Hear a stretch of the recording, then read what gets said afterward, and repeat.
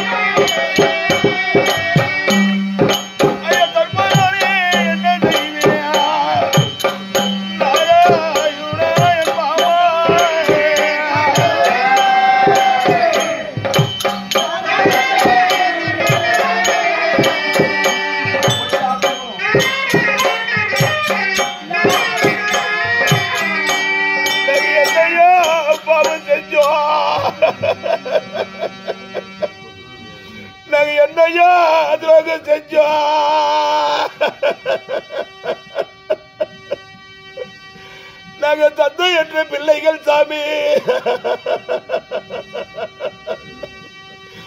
அவன் நாட்டிலும் வஞ்சனை செய்தான், காட்டிலும் வஞ்சனை செய்தான். அது மட்டும் கிடையாது, இந்த படுகளத்திலே வஞ்சனை தேடிவிட்டானே கோவிந்தா.